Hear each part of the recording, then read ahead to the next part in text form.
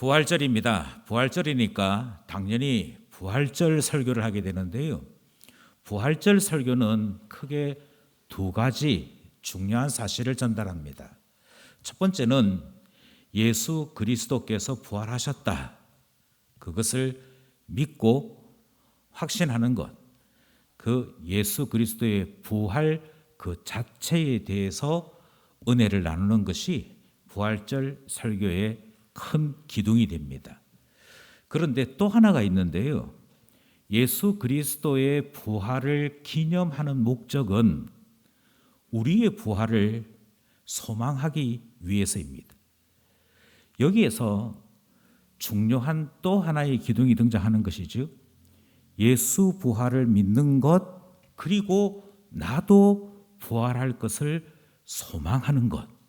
이것이 부활절 절기를 지키는 이유이기도 하고 부활절 설교를 듣는 최종 목적이기도 합니다.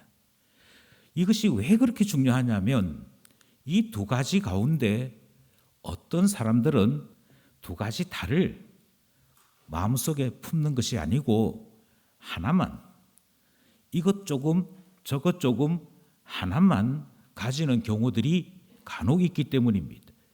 예를 들자면 예수님의 부활은 믿어요. 예수 그리스도께서 부활하신 것을 믿고 예수 그리스도께서 죽음의 권세를 깨트린 것을 믿는 사람이 있습니다. 그러니까 나는 부활신앙을 가졌다라고 말하겠지요. 그런데 뭐가 문제냐면 부활신앙, 예수 그리스도께서 부활하셨습니다. 그리고 부활하신 주님이 승천하셨고 하나님 보좌 우편에 지금 앉아 계십니다. 이 사실은 믿으면서도 그러므로 나에게 부활이 있다. 이제 나도 부활하신 주 안에서 부활의 소망을 가진 자가 되었다는 아직 해결이 안 되는 분들이 있습니다. 그래서 어떻게 되냐면 죽었지만 살아나신 예수님은 이야기하면서도 내가 죽을까 봐 두려워하는, 아이고 죽게 되면 어떻게 하나, 죽음이 너무너무 무서워, 그러면서 내가 이 세상에서 조금이라도 더 살 수 있다면, 나를 하루라도 더 살게 해준다면 내 모든 재산 다 줄 수 있다, 늘 그런 식의 두려움과 불안으로 사는 사람들이 있더라 하는 것입니다. 그러면 우리는 다시 한번 생각해야 되는 것이지요. 부활신앙이 있는 걸까 없는 걸까?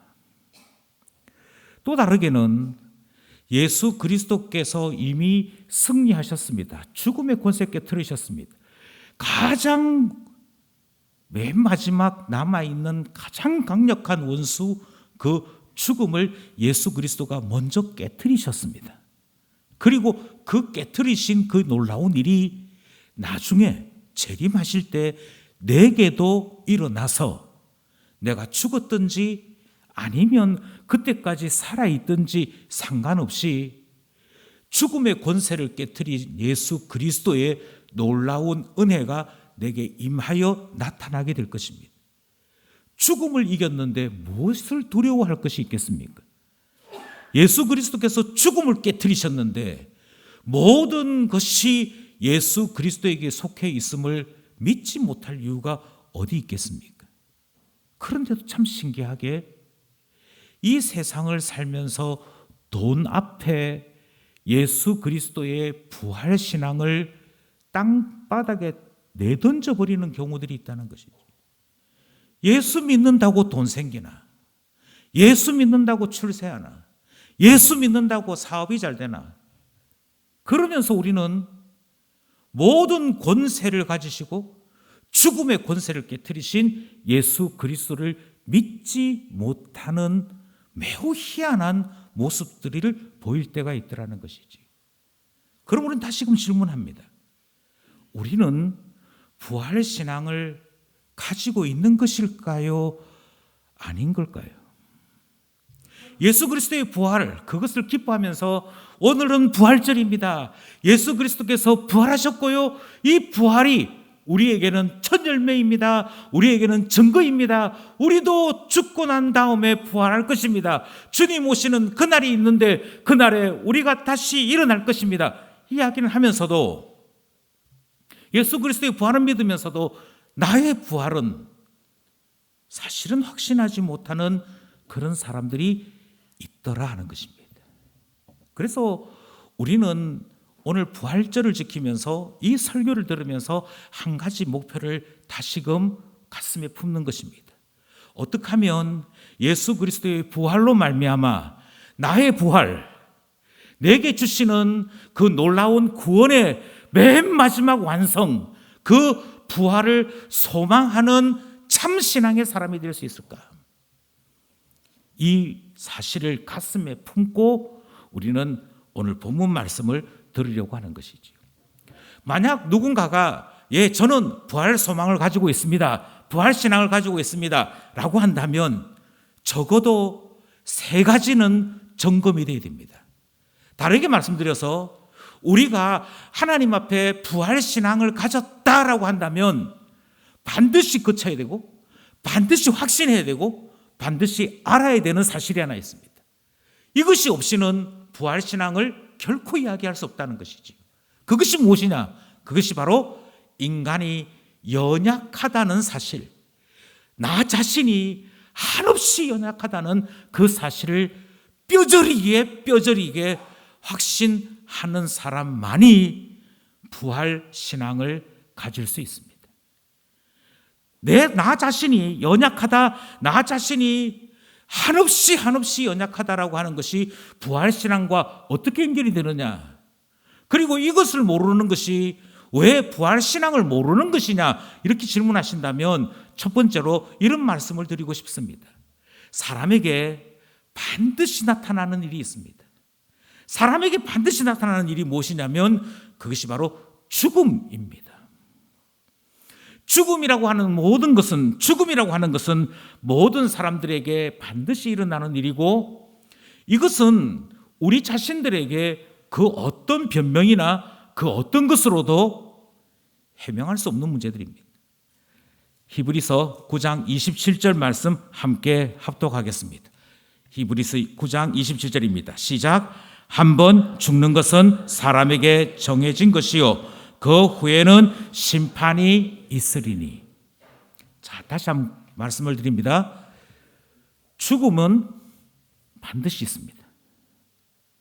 이 사실이 나의 마음속에 있을 때 우리는 그제서야 부활에 대해 고민하기 시작합니다. 아니, 목사님 반대도 있습니까? 반대 있습니다. 혹시 여러분 가운데 보험을 드신 분들이 계시는지? 보험 왜 듭니까? 자동차를 사고 나면 운전을 하려면 자동차 운전보험 드셔야 됩니다. 그런데 만약 내 마음속에 나는 절대 사고 안 납니다. 나는 누가 나를 향해 돌진해와도 나는 기가 막히게 피해갈 수 있습니다. 그렇게 생각하고 있는 분이 있다면 자동차 보험 들까요? 들지 않습니다. 안 듭니다. 그래서 예전에는 책임보험 하는 것만 들고 자동차 보험 안 든 사람 되게 많았습니다. 종합보험 안 든 사람 되게 많았습니다. 무엇을 자신했냐면 나는 사고 안 날 거라는 걸 자신했던 것이고요. 여러분 중에 코로나 백신 맞으신 분들 계십니까? 맞으신 분도 계시지만 맞지 않은 분도 계십니다. 그게 위험하대, 그게 부작용이 많대. 그런데 그와 반대로요, 나는 건강하기 때문에 결코 바이러스에 감염되지 않아, 이 생각하시는 분들이 있습니다. 그게 누가 얼마나 감염됐다더라, 어떻게 되었다더라 하는 이야기 들으면서도 설마 나한테, 그 생각 가지고 계신 분들은 백신 맞아야 됩니다 할 때 거부합니다. 안 맞습니다. 이 이야기를 왜 하느냐면요, 자동차 사고라고 하는 것이 10년을 운전해도 안 생기는 사람이 있습니다. 그런데 그럼에도 불구하고 사람 일을 어찌 알겠습니까? 나 하나 조심한다고 사고 안 나는 것도 아니요. 어떤 일이 생길지 아무도 장담을 못하니 그래서 만에 하나를 염두에 두고 보험 들지 않습니까? 백신 맞는 이유도 마찬가지지요.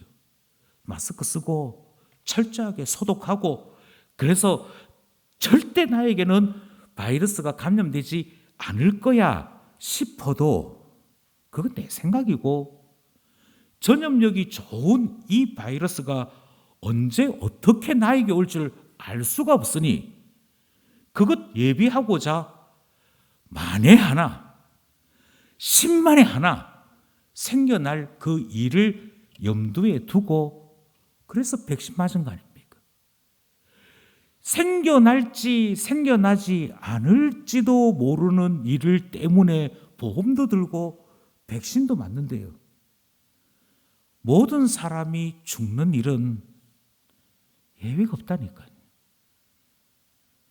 그건 예외가 없다니까요. 장차 내게 일어날 일입니다.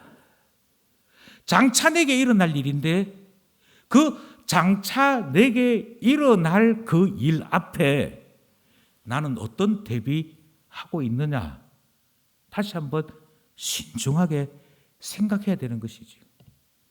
매우 놀랍게도 나에게도 반드시 일어날 그 일을 우리는 자꾸만 거부합니다. 미리 유언을 좀 생각해 두시지요. 굉장히 기분 나빠합니다. 나보고 일찍 죽으란 소리냐? 아니 죽는데 어차피 우리가 죽게 될 것인데 어느 날 갑자기 죽었다가 아니라 언제든 죽을지라도 나의 평소에 이런 뜻을 남기고 싶었다. 미리 준비해 봅시다. 그게 당연한 일인데도 기분 나빠합니다. 그만큼 우리는 죽음이 우리에게 가까이 다가와 있다라고 하는 사실을 인정하지 않으려고 합니다. 그러면 어떻게 되느냐? 그러면 죄송한 얘기지만 지금 우리가 예수 그리스도의 부활을 기뻐하는 거, 예수 그리스도의 부활이 우리에게는 감격입니다 하는 이야기 하나도 귀에 들리지 않습니다. 죽음이라는 말이 싫은 만큼 죽음의 권세를 깨트린 예수 그리스도의 이야기가 지금 나에게 반드시 필요한 이야기라고 생각지 않기 때문입니다. 교회는 해마다 한 해에 꼭 한 번씩은 부활절 하더라고 뭐 그날 기쁘다고 계란도 나눠주고 하던데 뭐 그런 거지 뭐 그 정도이지 부활 신앙을 가진 것은 아닙니다. 부활 신앙을 가지려면 정말 괴롭지만 정말 힘들지만 한 가지 사실 앞에 우리 마음과 생각이 집중되어야 합니다. 나도 죽을 수 있다는 사실. 나도 얼마든지 사고든 질병이든 그 어떤 이유로든지 죽을 수 있다는 인간의 연약함, 그것을 인정할 때 우리는 죽음의 권세를 깨트리신 예수 그리스도를 그제서야 제대로 보게 되는 것이거든요.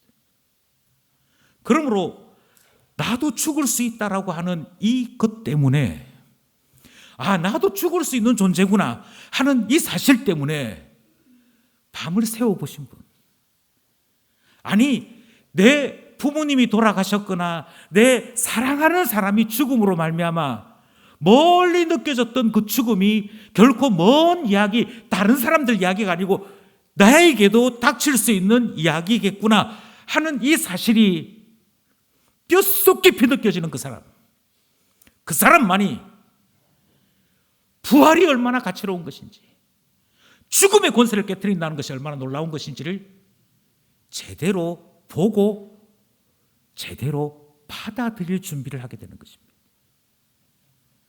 나는 살 날이 많이 남아있어. 그 생각 가지고 계시면 다시 이야기합니다.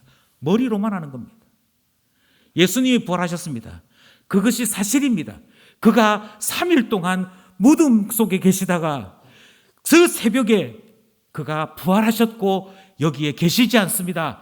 성경에 기록되어 있습니다. 이런 이야기만 할 뿐이지 그 신앙을 나의 삶 속에 적용시키지는 않는다는 것입니다.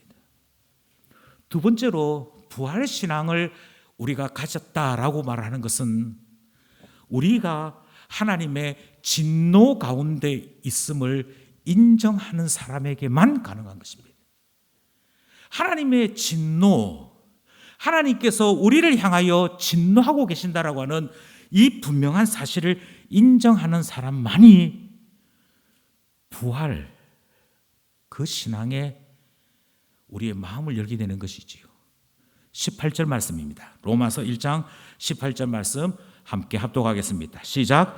하나님의 진노가 불의로 진리를 막는 사람들의 모든 경건하지 않음과 불의에 대하여 하늘로부터 나타나나니. 하나님께서 진노하신다고 그럽니다. 하나님께서 진노하시는 이유를 로마서 1장은 이렇게 설명합니다. 하나님이 왜 사람들에게 진노하시느냐? 이유는 딱 한 가지입니다. 불의해서입니다. 의롭지 않아서입니다. 진리를 막는 불의함, 그리고 모든 사람들에게서 나타나는 경건하지 않음, 이 모든 것들에 대해 우리 하나님께서 우리들에게 보이시는 반응은 한 가지입니다. 그것이 무엇이냐면 그것이 바로 진노라고 하는 것입니다. 하나님께서 진노하시는데 하나님의 진노는 반드시 죽음으로 나타납니다. 하나님께서 우리에게 벌하실 때 하나님께서 우리에게 벌하시는 내용은 반드시 죽음이 우리에게 나타남. 그러니 다시 한번 생각하십시오. 많은 사람들이 이 땅을 살다가 늙고 병들고 죽게 되는 그 근본 원인이 무엇이냐? 그 근본 출발이 무엇이냐? 그것은 바로 하나님께서 진노하고 계신다는 것입니다. 사망과 생명의 권세를 가지고 계신 주님께서 우리들에 대하여 진노하심으로 우리들 모두에게 죽음이 임하도록 그렇게 하셨습니다. 그러므로 우리가 여전히 죽을 수 있다라고 하는 이 사실은 여전히 하나님께서 우리에게 대하여 진노하고 계시구나. 진노하고 계심으로 하나님 앞에 가까이 다가갈래야 다가갈 수 없는 존재가 우리구나. 생명의 근원이 하나님이시지만 그 생명의 근원 대신 하나님 앞에 우리가 설 수도 없고 다가갈 수도 없는 하나님과 우리 사이에 간극이 있고 하나님의 진노가 있구나 하는 사실이 이해가 되는 사람만이 이 땅 살다가 죽게 되고, 모든 사람들에게 정해져 있는 것이 죽음인데 죽는다고 끝나는 것이 아니고 죽고 난 다음에는 하나님 앞에 서는 일이 있는데, 하나님 앞에 심판받는 일이 있는데, 그 하나님 앞에 설 때 하나님이 여전히 나에게 대하여 진노하고 계신다면 나는 어떻게 되는가? 하나님의 진노에 대하여 나는 어떤 대비책이 있는가? 이 사실을 심각하게 고민할 때 우리는 예수 그리스도의 부활을 가슴 깊이 받아들이게 되는 것이죠. 하나님 왜 진노하신다고요? 우리는 불의합니다. 우리는 사랑할 만한 사람만 사랑합니다. 우리는 나에게 유익이 되는 것만 가까이 하려고 합니다. 우리는 내가 거룩하게 되는 일에는 관심이 없습니다. 내가 좋은 일, 내가 기쁜 일, 내가 즐기는 일에만 관심이 있습니다. 하나님이 원하시는 것에 대해서는 알고 있지만 그 일에 나의 열정을 쏟지 않습니다. 좋은 줄 알지만 그것에 기뻐하지 않습니다. 내가 기뻐하는 일은 이 세상 것들입니다. 이 세상 쾌락과 이 세상 즐거움을 나는 더 좋아하고, 그것 할 때 내 마음속 깊은 곳에서부터 열정이 솟아나는 우리는 뼛속 깊이 불의한 자들입니다. 우리는 다른 사람들이 하는 말에 대해서 신뢰하지 않습니다. 내가 믿고 싶은 것만 믿을 뿐입니다. 내가 생각하는 것이 옳습니다. 내가 주장하는 것이 옳습니다. 다른 사람들의 말을 듣고 합리적으로 생각하는 것 하지 못합니다. 다른 사람들의 잘못은 오래 기억합니다. 그러나 나의 잘못은 기억조차 하지 않습니다. 그것이 우리입니다. 그래서 성경은 이렇게 얘기합니다. 불의하다. 불의한지라 하나님께서 진노하신다. 그렇게 말씀하시지. 그것이 우리인 것을 인정할 때 우리에게는 고민이 생긴다니까요. 그것을 인정하기 시작할 때 우리에게는 염려가 생기기 시작한다니까요. 어떻게 하지? 죽게 될 것이고 하나님 앞에 서야 하는데 무슨 해결책이 있나? 하나가 더 있습니다. 정말 부활신앙이 있다면요, 우리는 이 사실을 인정하는 사람 되어야 합니다. 그것이 무엇이냐면 우리의 인생이 슬픔뿐이다 하는 사실이죠. 우리의 인생이 슬픔뿐이다 라고 말하는 것은 우리의 인생에 가치로운 것이 없다는 것과 같습니다. 시편 90편 10절입니다. 이 시편은 모세의 시로 알려져 있습니다. 시편 90편 10절 함께 합독하겠습니다. 시작. 우리의 연수가 70이요 강건하면 80이라도 그 연수의 자랑은 수고와 슬픔뿐이요 신속히 가니 우리가 날아가나이다. 아멘. 여기서 말하는 날아간다는 말은 연기처럼 사라진다는 이야기입니다. 있었나 싶었는데 아무런 흔적도 없이 이슬처럼 안개처럼 사라지고 없어지는 것, 그것이 우리라고 하는 존재, 그렇게 말씀하고 있습니다. 예, 우리는 늙고 병들고 죽으며 죽고 난 다음에 하나님의 진노 앞에 서야 될 우리입니다. 그런데 거기까지 도달하기도 전에 우리의 70인생, 80인생은 눈물, 한숨, 애탐, 고독, 슬픔, 질투, 그것의 연속입니다. 그것이 우리 인생인 것을 우리는 인생을 다 허비하고 난 다음에서야 깨닫기 시작합니다. 내가 쟤네들을 키우느라고 먹을 것 제대로 먹지 못하고 잘 것 제대로 자지 못하고 키웠는데 내가 평생 힘을 다한 일이 무슨 가치가 있나? 돌아보니 내 인생 허무합디다. 내 인생 아무것도 아닌 것 같습니다. 그걸 다 허비하고 난 다음에 한다는 데 문제가 있습니다. 가장 우리를 힘들게 하는 것은 우리의 몸이 늙고 병든다는 데 있습니다. 그래서 전에는 정신이 온전했던 사람이 육체가 연약해지면서 온전한 것이 없어집니다. 말하는 것이 어눌하고 판단하는 것이 느리고 생각하는 것이 좁아지기 시작합니다. 조그마한 일에도 섭섭하고 작은 일에도 흥분할 수 있습니다. 그러면서 자기가 자기 자신에 대해 놀라기 시작합니다. 아무리 많이 배웠다 한들 이것을 막을 수 있는 것은 없습니다. 아무리 성격이 좋다 한들 이것을 피해갈 수 있는 인생은 없습니다. 문제는 그게 느껴지셔야 됩니다. 100년을 사느냐 120년을 사느냐가 문제가 아니라 단 30년을 살든 40년을 살든 정말 잘 살았다. 나는 이 땅에 내가 살다 갔음을 남기는 의미 있는 흔적이 있다. 그것이 우리에게 있느냐는 것이죠. 대부분은 먹기 위해 일합니다. 대부분은 살기 위해 일합니다. 그리고 먹고 살기 위해 아둥바둥거렸는데 그것마저도 쉽지 아니하는 노후에 이르렀을 때 우리는 내 인생 왜 이렇나? 나의 삶은 왜 이렇나 하는 한숨 속에 우리의 노년을 맞이하게 되는 것이지.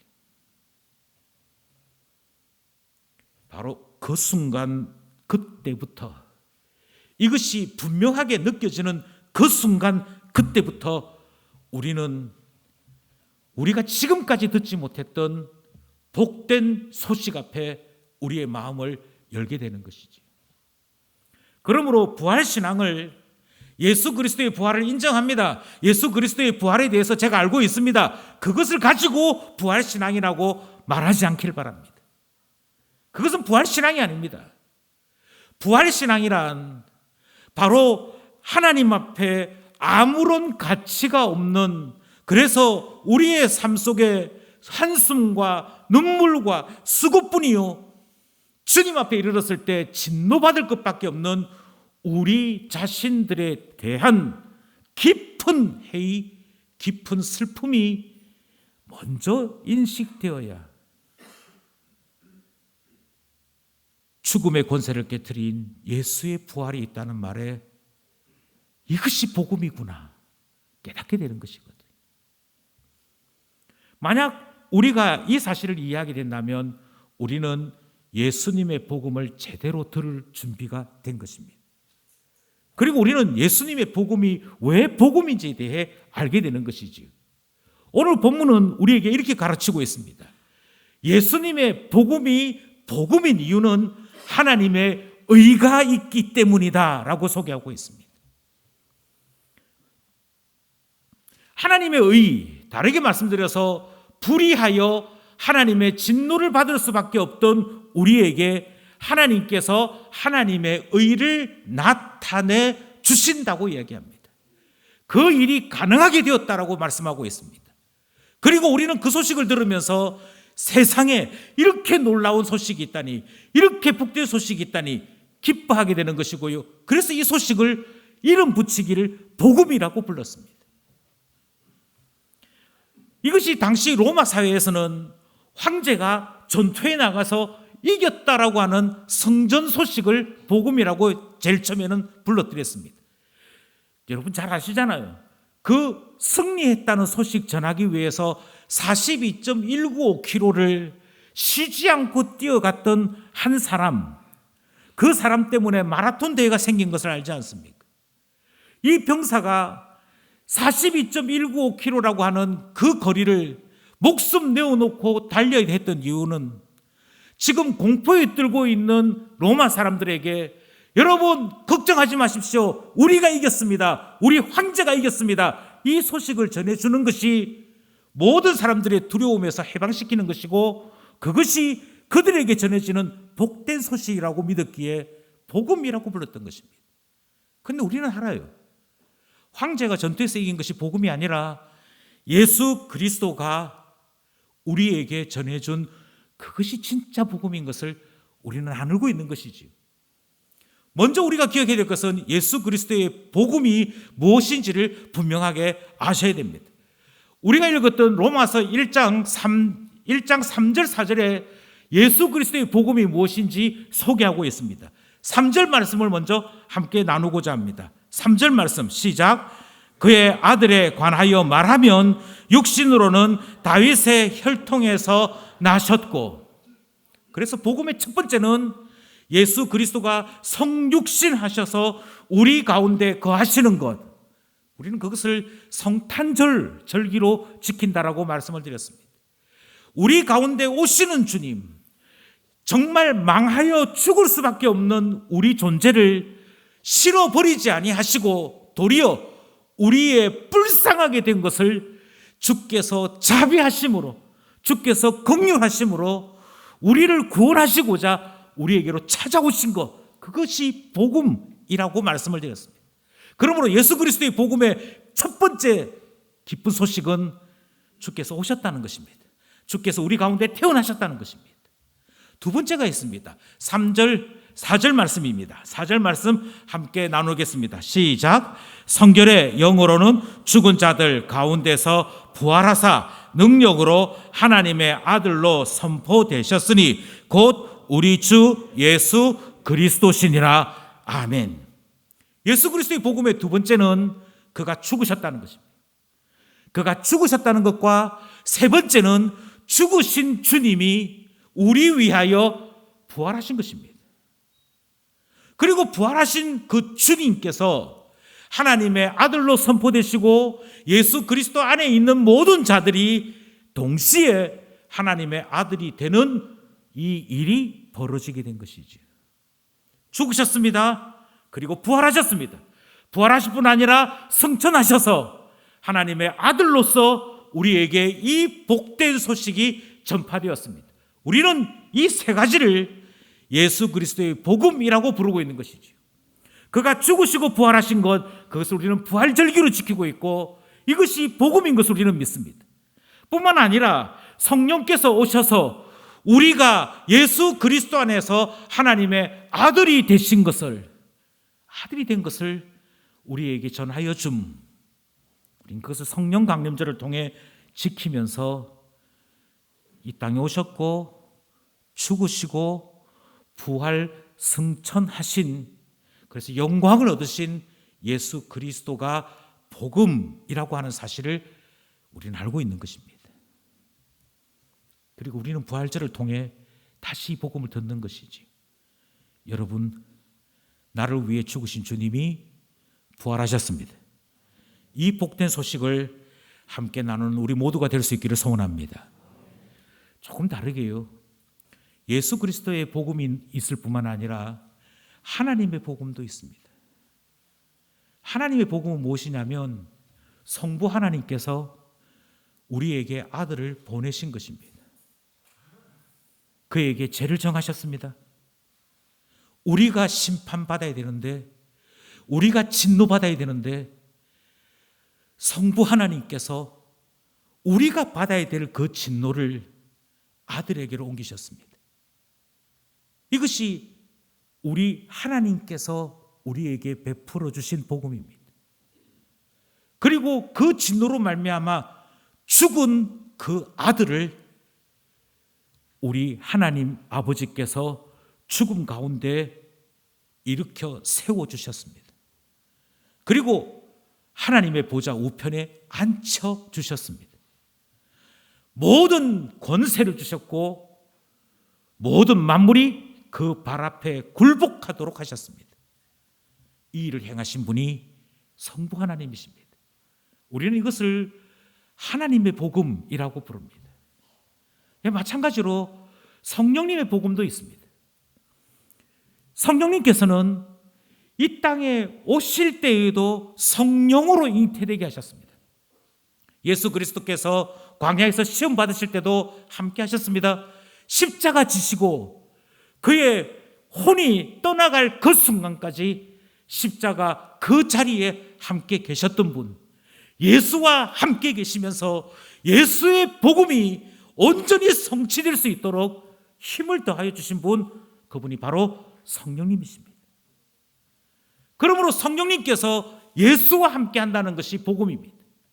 그런데 예수와 함께 하셨던 성령님께서 우리에게로 오셨습니다.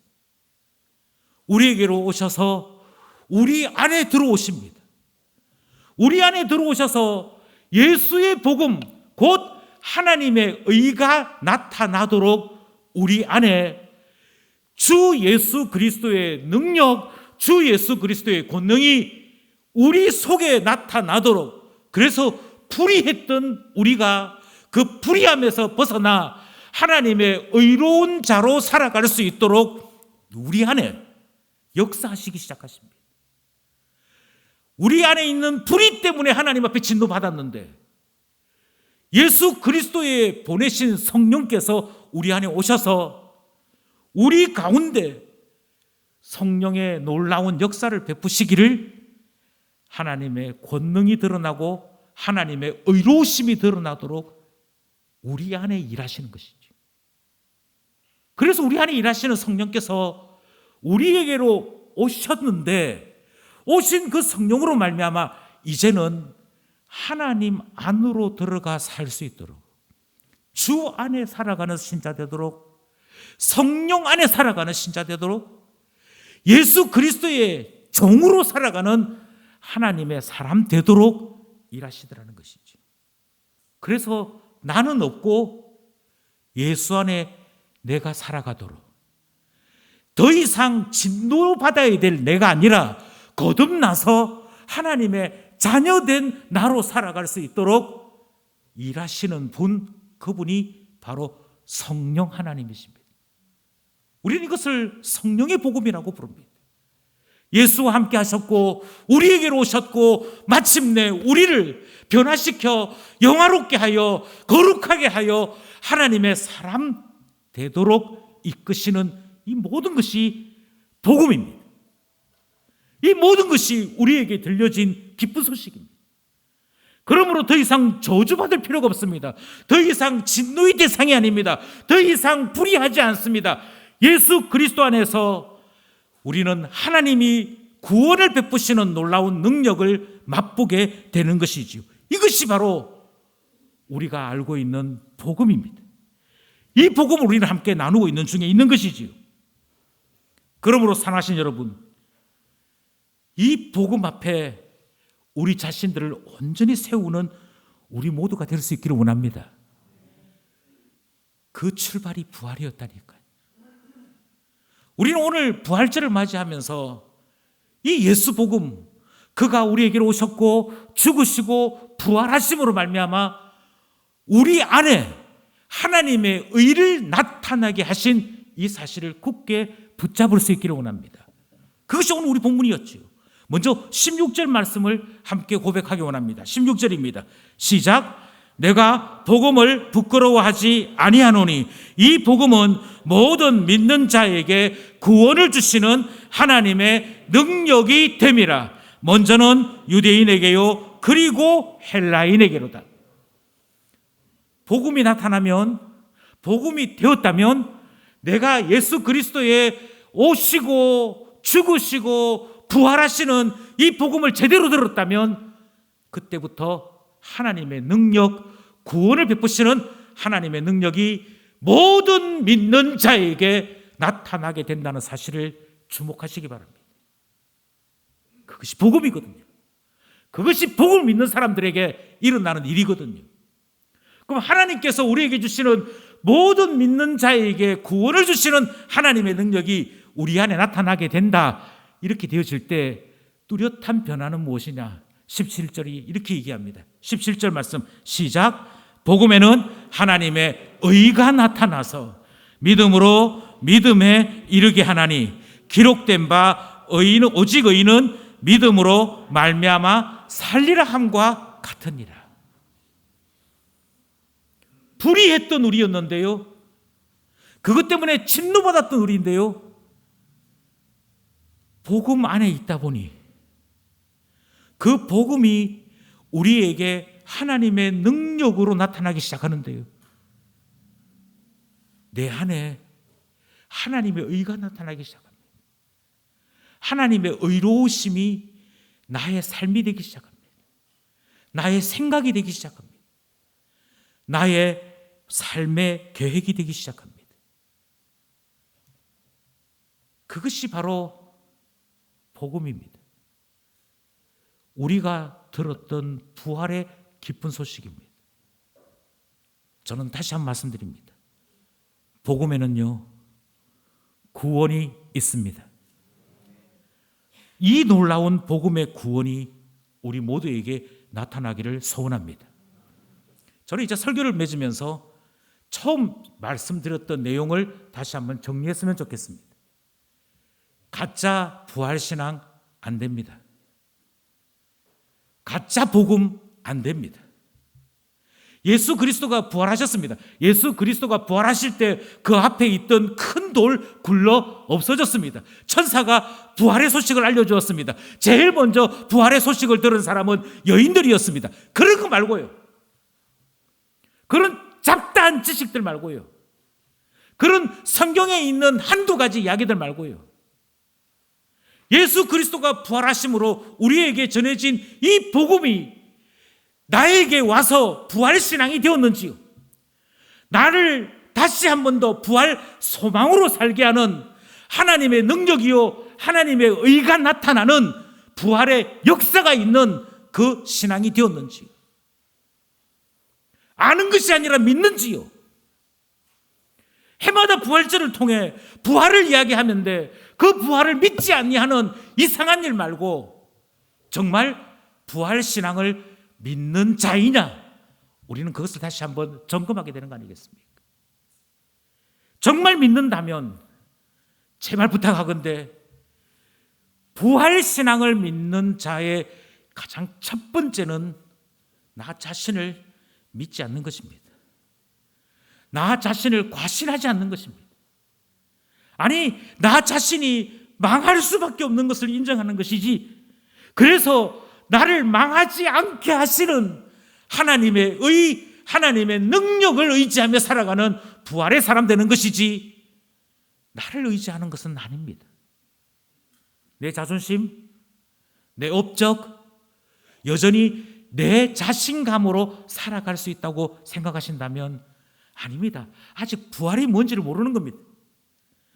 우리가 부활을 믿게 되는 것은, 예수 그리스도의 부활에 우리가 소망을 두게 되는 것은 죽을 수밖에 없는 나의 이 문제를 예수 그리스도가 죽음을 깨뜨리심으로 해결하셨기 때문 아닙니까? 나는 못합니다. 나는 죽을 수밖에 없습니다. 나는 하나님 앞에 설 자격이 없는 사람입니다. 하나님의 진노받을 것밖에 나에게는 어떤 공로도 없습니다.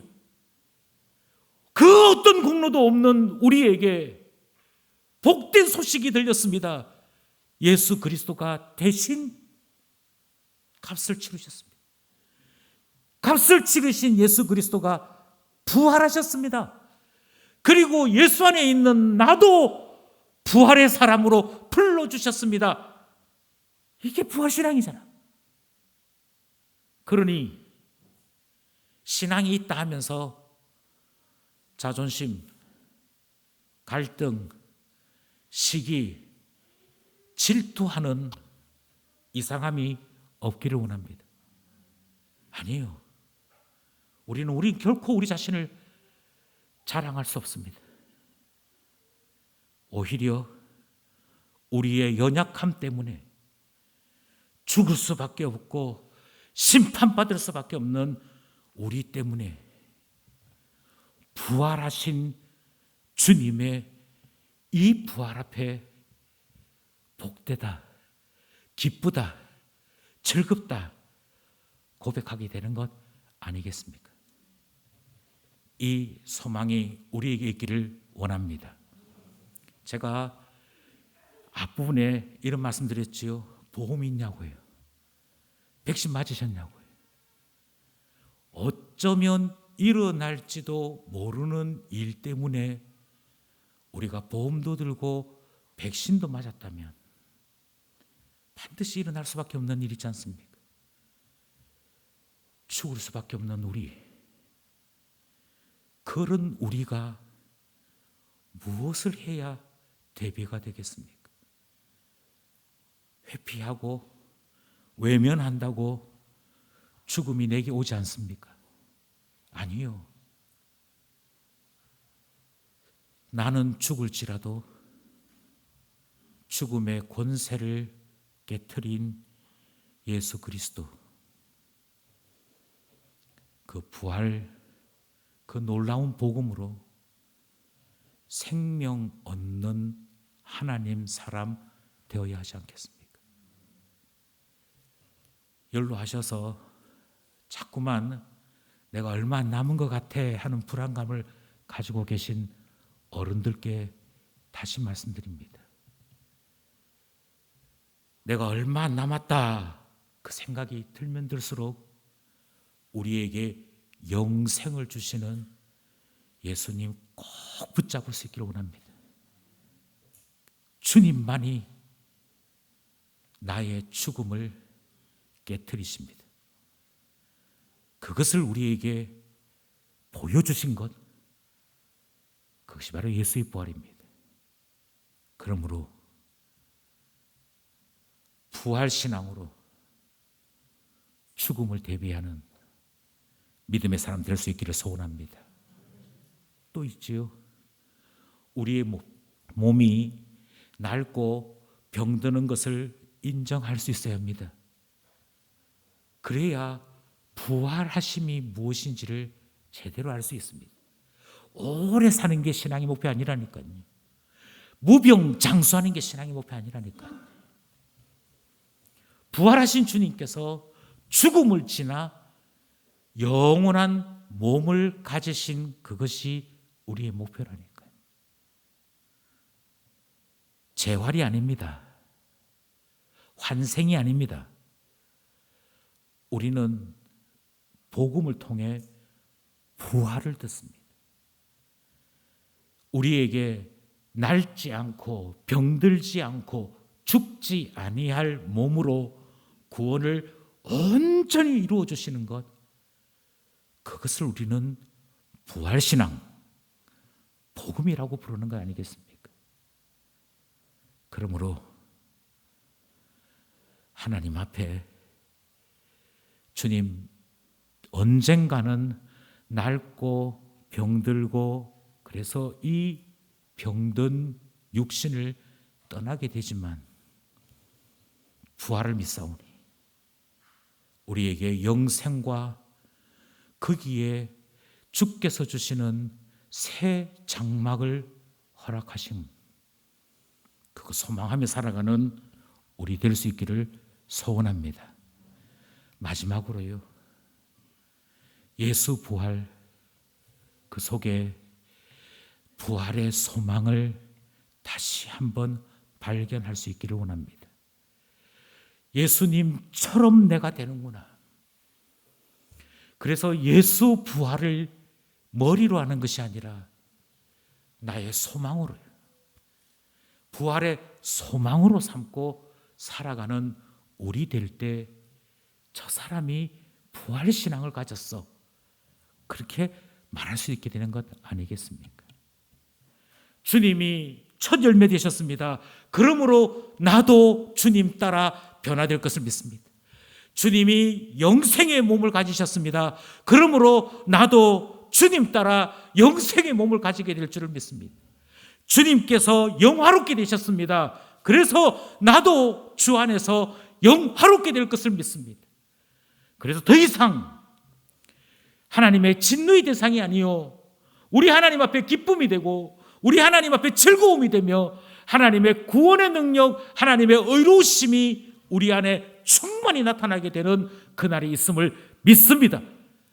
그 신앙으로 살게 되는 거 아니겠습니까? 부활은 지나간 과거를 기념하는 날이 아닙니다.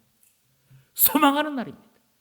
나의 부활을 소망하는 것, 그리고 하나님께서 나를 하나님의 의로 나타나게 할 그 날들을, 그 온전함을 함께 꿈꾸는 자 되는 것이 부활신앙 아니겠습니까? 바라기는 구원의 놀라운 소식을 주신 하나님의 능력, 그것이 우리에게 나타나며 기쁨이 되고 소망이 되는 우리 모두로 살아가기를, 참 신자로 살아가기를 간절히 소원합니다. 기도드리겠습니다.